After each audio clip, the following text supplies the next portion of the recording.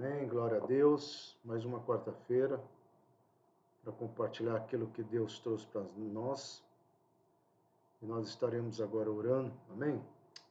Pai querido, nós queremos mais uma vez apresentar essa quarta-feira e tudo aquilo que o Senhor tem para trazer nessa palavra, nesse desafio, Senhor, que o Senhor colocou no coração da Tatiana. Traga a existência, Senhor. Confirma a Tua palavra em nossos corações. Nós queremos declarar, ó Deus, mais uma vez, a Tua unção e capacitação sobre a vida da Tatiana para ser um instrumento de bênção nessa mensagem, Senhor. Perdoa os nossos pecados, perdoa as nossas iniquidades, perdoa as nossas limitações, prevaricações. Tenha misericórdia de nós, Senhor, que a cada dia possamos estar alinhados no Teu trono e no Teu campo de graça, em nome do Senhor Jesus Cristo. Amém? Já tem um pessoal de Campo Grande aí, quero chamar então a Tatiana para estar. Glória a Deus, que Deus esteja nos abençoando, que Deus esteja trazendo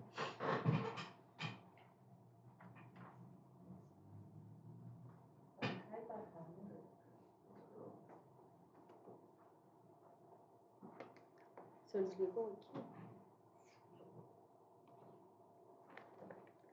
A paz, irmãos. Boa noite. Eu chego levando bronca já aqui. Bem, vamos fazer algumas reflexões sobre a palavra. E hoje eu quero continuar, né? Semana passada a gente não teve oportunidade de concluir. Mas a gente estava falando sobre o que é ser cristão. E como referência nós vamos pegar o livro de Atos, no capítulo 7, versículo 60 e Atos 8:1, que diz assim: Então, ajoelhando-se, clamou em alta voz: Senhor, não lhes imputes este pecado. Com estas palavras adormeceu.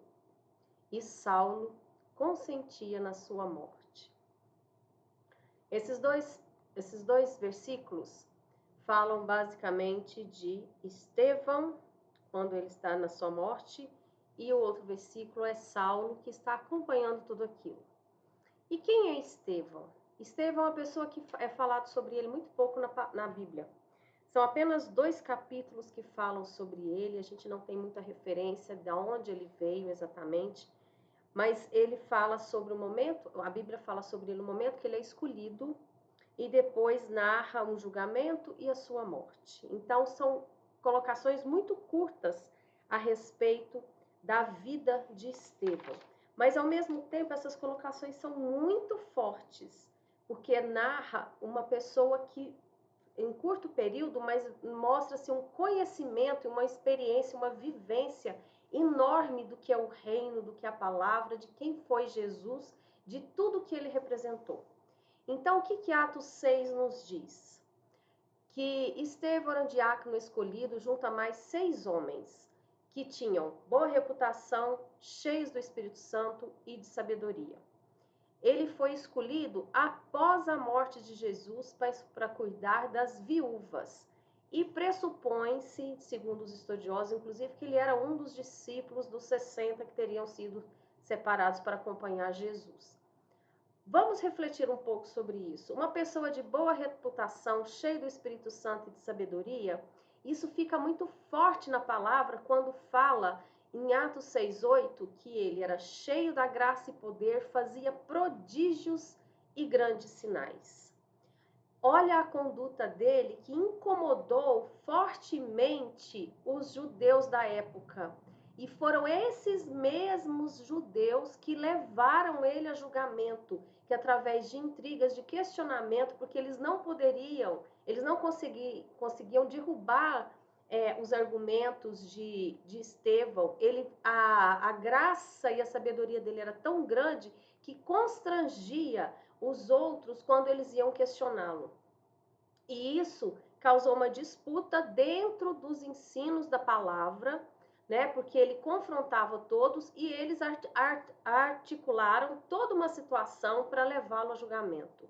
Então, ele mesmo fez a sua defesa. Olha, tamanho era o conhecimento que Estevão tinha a respeito da vida de Jesus, do que era a palavra, do que era a viver para o reino, Tanto é que em Atos 8 é toda a defesa dele e ele narra com muita especificidade, muita propriedade, muita profundidade toda a história da evolução dos apóstolos, dos homens de Deus, que até chegar à vinda de Cristo.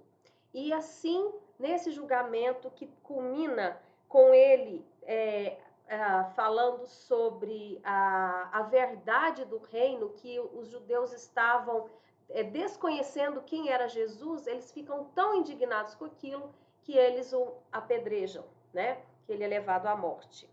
Então, esse tempo é tão representativo na palavra que inaugura um novo momento na história dos cristãos, na história de Deus, né, aqui na Terra, que ele é o primeiro mártir do Evangelho. E depois disso acontece o quê? A verdadeira disseminação dos cristãos pelo mundo. Quando Jesus fala que a palavra ia ser lançada para todos os lados, é nesse momento que inicia essa propagação. E o discurso dele é tão emblemático, é uma coisa tão forte, o discurso de Estevão em sua defesa, que ali ele narra com muita precisão que é uma verdadeira ruptura entre o cristianismo e o judaísmo, porque ele consegue fazer todos os apontamentos específicos das diferenças que haviam entre as duas crenças. E isso causou ainda mais indignação ao povo. Saulo, por sua vez, ele era um homem perseguidor dos cristãos, né? Ele era totalmente diferente da postura de Estevão.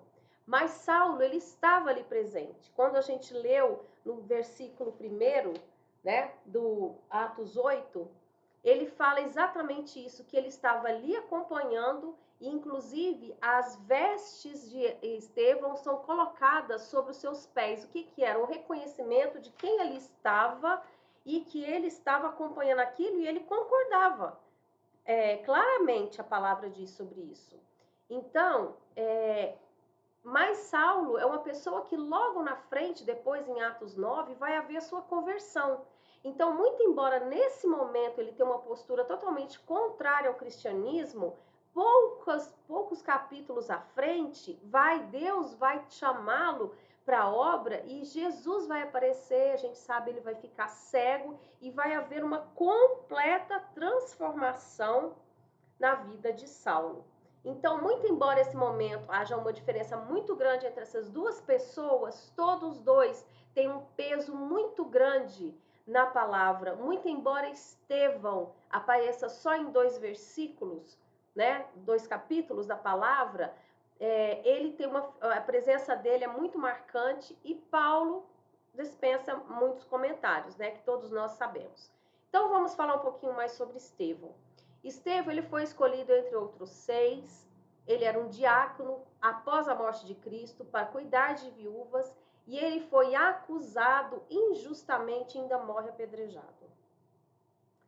O que isso mostra? Uma pessoa que teve uma vida narrada de uma forma muito breve, mas ele viveu dores intensas, ele viveu com muita intensidade tudo, mas ao mesmo tempo a gente para perceber que em momento nenhum há crítica dele ou questionamento sobre o momento de cada situação que ele está vivendo.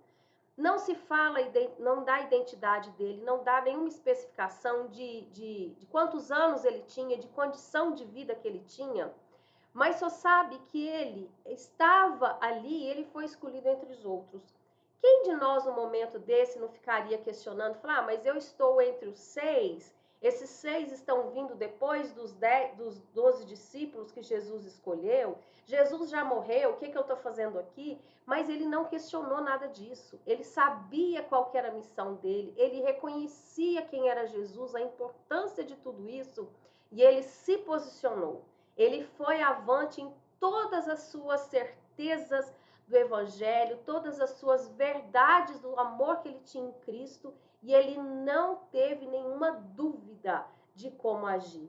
Em momento nenhum, mesmo sendo acusado injustamente, ele levanta palavras, inclusive para se defender, porque a defesa dele foi toda feita com base nas evidências de quem era Deus, para o propósito da vinda de Cristo e como era a mudança que precisava ter tido nos judeus, para que Cristo veio e eles não o reconheceram. Ele não trouxe argumentos para si, ele estava defendendo a verdade em que ele cria, né?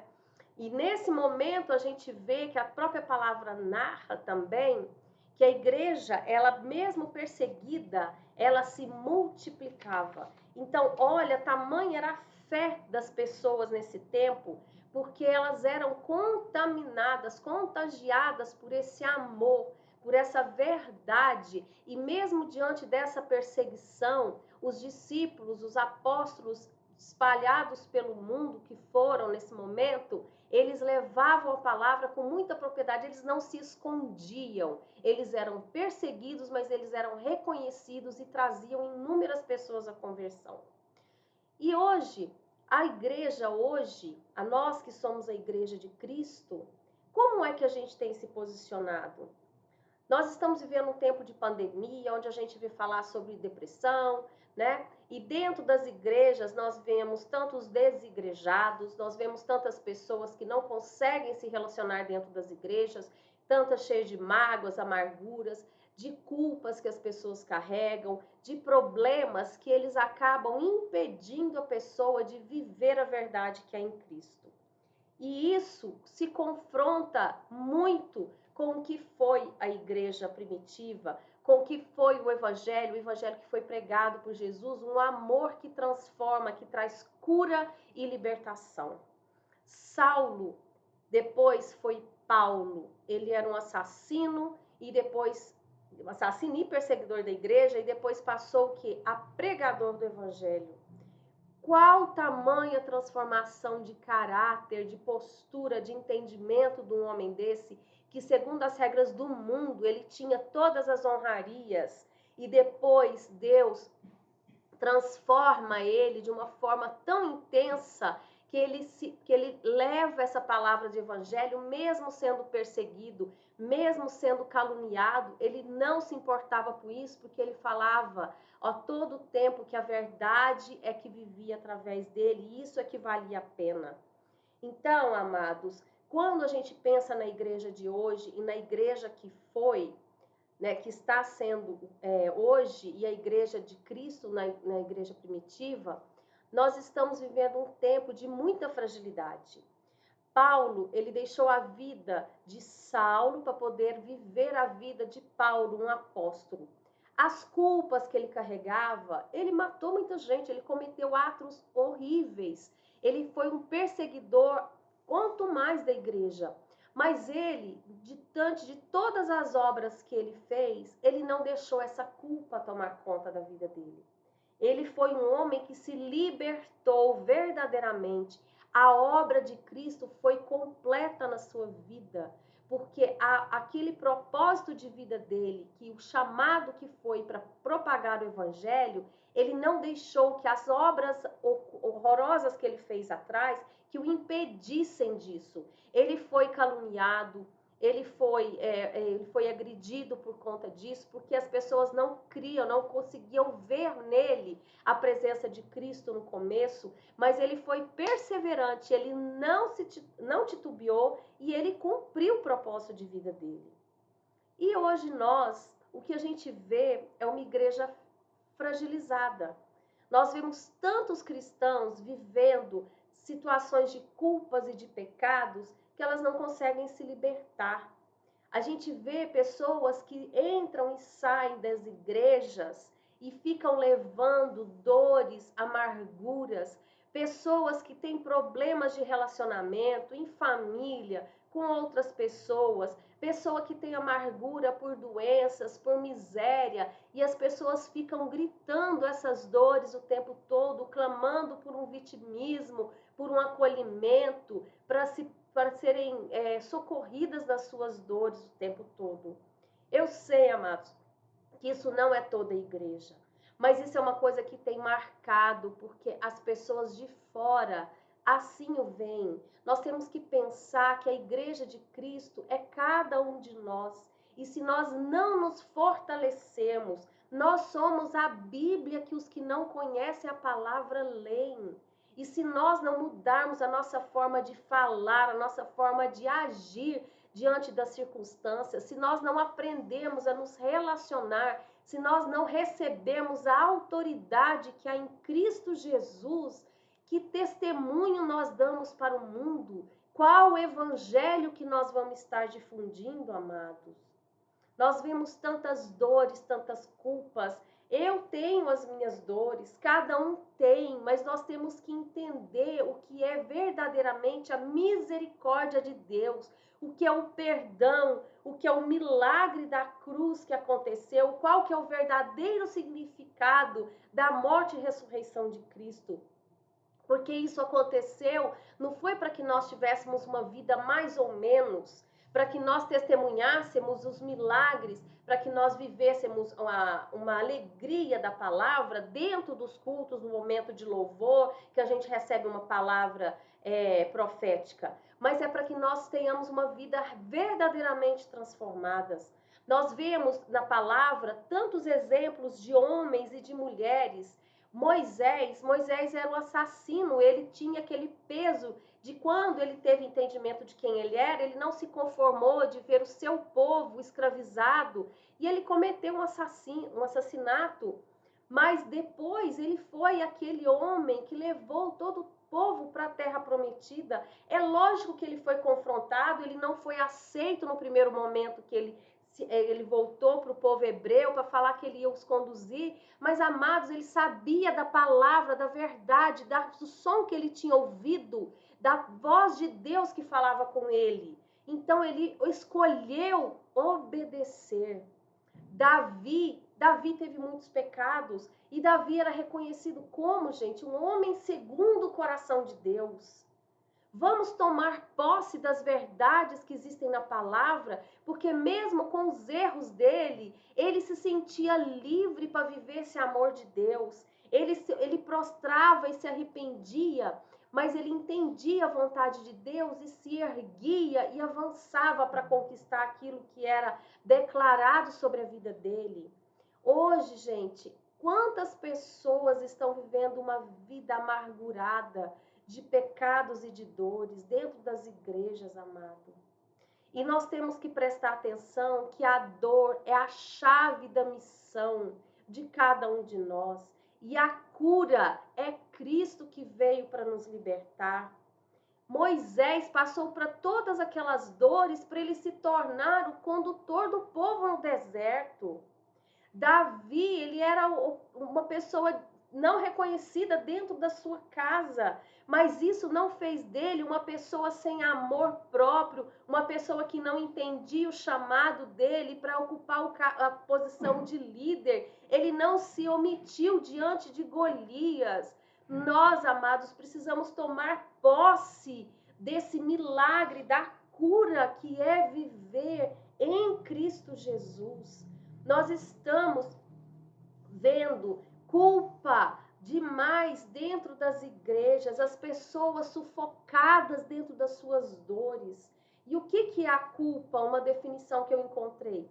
É sentir-se responsável ou arrependido por uma ofensa percebida, real ou imaginária. Pode fazer parte da reação de um luto. A culpa pode ser normal e é um indicador de doença subjacente. Somente quando os sentimentos se tornam excessivos, obsessivos e interferem na vida cotidiana.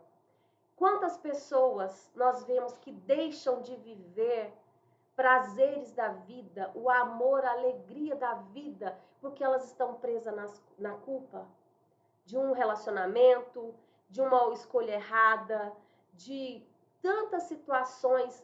Amados, todos nós vamos errar. Mas a misericórdia, o que é a misericórdia?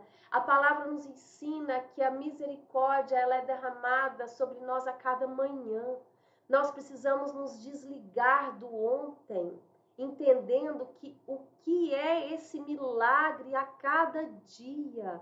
A cada dia Deus nos dá a oportunidade de estarmos mais próximos dele, mais parecidos com Cristo. E é isso que a igreja hoje precisa. Dores nós vamos ter a todo tempo. A palavra revela Homens e mulheres que viveram quantas dores, mas eles não se renderam a essas dores.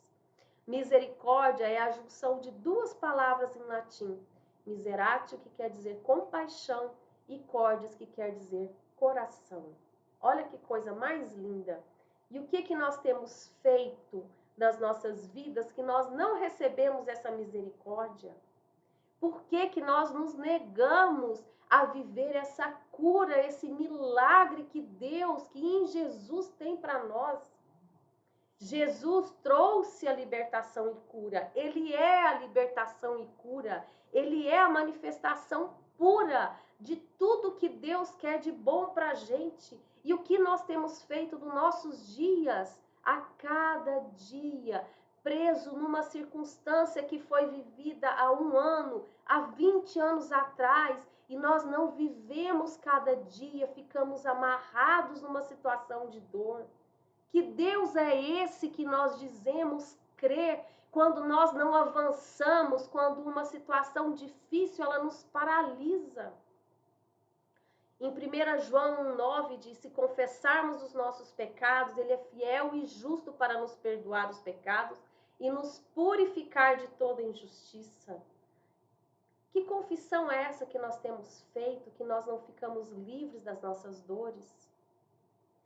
Em Gálatas 5,1 diz: estais, pois, firmes na liberdade com que Cristo nos libertou, e não torneis a meter-vos debaixo do jugo da servidão. Que vida servil nós temos às nossas mazelas. Porque nós temos que servir a Cristo. E servir Cristo é viver liberdade. Servir a Cristo é viver alegria, é viver regozijo, é viver conquista, é viver superação. E qual superação nós temos testemunhado? Qual é o milagre diário que nós temos revelado através dos nossos dias? No Sermão da Montanha, Mateus 5, versículos 7 e 8 diz assim: bem-aventurados os misericordiosos, porque eles alcançarão misericórdia. Bem-aventurados os limpos de coração, porque eles verão a Deus. Bem-aventurados, queridos, é uma palavra linda que significa, do grego, makarios. E ela tem a tradução, o significado de plenamente satisfeitos. Por que nós não vivemos essa bem-aventurança? Bem-aventurados os misericordiosos, porque eles alcançarão misericórdia. Bem-aventurados os limpos de coração, porque eles verão a Deus. O que nós temos carregado no nosso coração? Por que o nosso coração ainda não está limpo? Porque nós nos ofendemos tão facilmente com uma palavra falada errada, com um irmão que não nos cumprimenta, com uma ajuda que não vem na hora certa? Por que nós achamos que o centro do mundo ainda somos nós? Porque nós queremos que tudo venha a nosso favor e nós muitas das vezes não nos colocamos no lugar das pessoas. E nós deixamos de ver o que Deus está falando para a gente através de cada situação. Como nós falamos agora há pouco, a dor de cada um dos homens e mulheres da Bíblia foi instrumento para que eles tivessem a força e a ousadia necessária para cumprir o propósito da vida dele. E nós estamos nos vitimizando. Nós estamos nos paralisando e impedindo que o poder e a graça de Deus manifeste em nós. Em Mateus 6, 14, 15 diz assim: porque se perdoardes aos homens as suas ofensas, também vosso Pai Celeste vos perdoará. Se, porém, não perdoardes aos homens, tampouco vosso Pai vos perdoará as vossas ofensas. Nós culpamos os outros, e negamos os nossos erros, ou às vezes carregamos culpas infinitas de coisas que já aconteceram há tanto tempo. Onde que está o amor de Deus que transforma e cura? Na palavra, em Mateus ainda diz, somos sal da terra e a luz do mundo. Se nós somos sal da terra e luz do mundo, estamos vivendo tão apagados, querido. O que vai ser desse mundo? A palavra diz que até as pedras clamarão se não tiver quem fale, né? Será que as pedras vão precisar clamar porque a igreja está fraca? Essa conversa, amados, não é para ninguém ficar triste, não. Isso é um chamado para que nós recebamos, para que a gente possa ter um momento diferente com o Senhor e abrir verdadeiramente o nosso coração para que a obra do Senhor se complete nas nossas vidas. Para que nós possamos reconhecer a nossa fragilidade. Inclusive, eu estava vendo que quando na palavra, no sermão, fala bem-aventurados os pobres, essa pobreza, na origem, ela tem a ver com a minha miséria de reconhecer que eu não sou nada e que Deus é tudo na minha vida. Então, amados, por que a gente tem vivido tão limitadamente? Nós precisamos mudar a nossa conduta. Os tempos são difíceis, eu sei. Não está fácil para todos. Mas se nós da igreja, nós não tivermos força em Cristo Jesus para perseverar, quem terá? Quem terá? Nós precisamos viver a verdade do Evangelho. Estevão e Paulo não olharam para a circunstância ou para as suas dores, mas para o Senhor. Estevão morreu apedrejado e ainda nesse momento, o que ele fez? Ele falou, Senhor, não imputa esse pecado a eles. E nós não precisamos nem ser apedrejados para acusar as pessoas, e muitas das vezes. Para lançar um olhar de desagrado, um olhar acusador para alguém. Nós precisamos estar com o nosso coração mais em paz, mais cheio da presença de Deus. Então, amor, queridos, o que eu desejo do meu coração, o que Deus tem falado e eu tenho percebido diante de tantas circunstâncias difíceis, que está nos faltando reconhecer quem é Jesus verdadeiramente na nossa vida. Porque não é tempo de ficarmos chorando por dores antigas, recusando perdão. Nós temos que receber o amor e a misericórdia do Senhor. E nós precisamos ser a igreja que vai, que conquista, que declara vida, que traz uma nova visão para o mundo e para as pessoas. Essas aflições de hoje, de doenças, de crise, isso não pode ser situações para nos paralisar, porque nós temos uma fé, nós temos um Redentor, nós temos um Salvador, um Criador que defende a nós, que cuida de nós em todo o tempo. Então, amados, o meu chamado, o meu clamor agora é para que cada um de nós, que a gente possa agora fechar os olhos e perceber que cada dia existe uma centelha de vida especial para cada situação.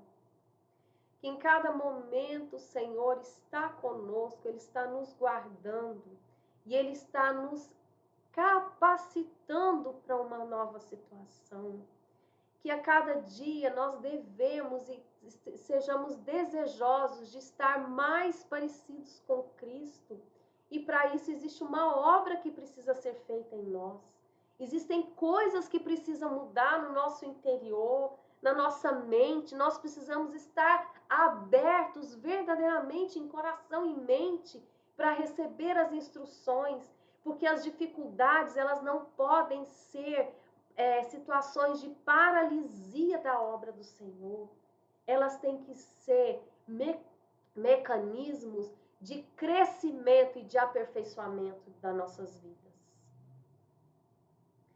Então, queridos, nós precisamos entender que Cristo já fez tudo. A obra da cruz é tudo que nós precisamos, é mais do que nós precisamos, porque nós nem somos merecedores disso. Então eu vou te convidar agora a você fechar os olhos e a gente fazer uma breve oração. Porque sem esse amor, nós não temos como continuar as nossas caminhadas. Porque nós não podemos continuar mais mancos, frágeis, indóceis, necessitando de acolhimento todo o tempo todo. Nós precisamos ser árvore frondosa. Nós precisamos ser luz nesse mundo. E nós precisamos, então, receber o amor do Senhor. Pai amado, Senhor, glória, louvor e honra nós damos a Ti, Senhor. Pai, perdoa-nos, Senhor, por tantas dúvidas que nós temos tido nos nossos dias, ó Pai. Tantas situações, ó Deus, nos nossos dias, onde nós agimos por nossas emoções, onde nós agimos por nossas fraquezas, Senhor. E não permitimos, Senhor, que o Teu amor alcance o nosso interior, Senhor. Nós temos sido os verdadeiros impedimentos, Senhor, para que a tua obra se aperfeiçoe em nós. Pai, ajuda-nos, Senhor, neste processo. Nós nos rendemos a Ti, ó Pai, e pedimos que a vida que há em Cristo Jesus, que é pura, Senhor, que é uma vida de paz e de alegria, que todas as dores, elas não são nada, porque o amor é salvador, Ele cura, Ele nos traz vida. E nesse processo de morte e ressurreição de Cristo, nós somos habitação do Teu Santo Espírito, ó Pai. E essa habitação tem que ser casa limpa, casa pura para habitar o Teu Espírito, ó Pai. Por isso, Senhor, nós nos rendemos, Senhor, totalmente a Ti, ó Pai, e pedimos, Senhor, que o Senhor tenha misericórdia das nossas fraquezas, Senhor. Eu confesso, Senhor, que eu tenho sido fraca, que eu tenho sido omissa. Fale com o Senhor das suas dores, lamentes. Eu confesso, Senhor, que eu tenho sido falha na minha família, que eu tenho sido, Senhor, omissa com tantas coisas. Mas tudo que eu clamo a Ti, Senhor, traga a cura desse coração, Senhor. Eu abro todas as minhas dores para Ti, Senhor. E peço que o Senhor me purifique, Senhor, para que eu possa me apresentar diante de Ti, Senhor, com as mãos limpas e o coração puro, Senhor. Faz, Senhor, essa obra nos meus dias, porque eu desejo, Senhor, que a partir de hoje eu possa ter uma aliança verdadeiramente contigo, Pai. Para que eu seja verdadeiramente o sal da terra e a luz desse mundo. Eu sou mero instrumento Teu, Senhor. Eis-me aqui, Senhor. Amém. Amém.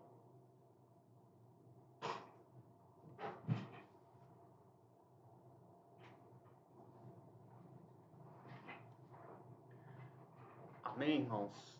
Vamos fazer mais uma oração, encerrando. Eu desejar uma boa noite a todos. Feche seus olhos novamente. Senhor, meu Deus e meu Pai, ó Deus, nós queremos Te agradecer, Senhor, por esses momentos que passamos juntos, ó Deus, através dessa plataforma. Ó Deus, ouvindo a Tua palavra, aprendendo, Senhor Deus, da Tua palavra. Ó Deus, que o Senhor possa abençoar a vida de cada um de uma forma sobrenatural. Abençoar, ó Deus, o lar, a família, o trabalho, Senhor. Conceda um resto de semana, ó Deus, de uma forma sobrenatural, abençoada para a vida de cada um. Que nós possamos, ó Deus, caminhar na Tua palavra e assim como foi dito nesta noite, Senhor, nos entregar de forma, Senhor Deus, completa para Ti. Ó Deus, que o Senhor nos ensine a caminhar, que o Senhor nos mostre o caminho e que nós possamos nos entregar, Senhor Deus, todas as nossas falhas, todos os nossos erros, assim como foi dito nessa noite, Pai. Abençoa, Deus, conceda uma boa noite para cada um e que nós possamos estar juntos e reunidos em breve para a Tua honra e para a Tua glória. Amém, irmãos? Que o Senhor possa abençoar a vida de cada um de vocês. Tá? Obrigado por estar presente aqui junto conosco, aprender conosco. E uma boa noite para todos, em nome do Senhor Jesus. Amém? Fique com Deus. Amém, amados. Lembrando que quarta-feira que vem vai ser o Juliano, que vai estar nessa plataforma pregando. Prepare o teu coração por aquilo que ele tem para ministrar. Amém? E que o Senhor possa trazer esse renovo que ele trouxe através da palavra da Tatiana. Amém? Encerrando aqui, Deus abençoe em nome do Senhor Jesus Cristo. Amém? Que seja um tremendo dias. Amém.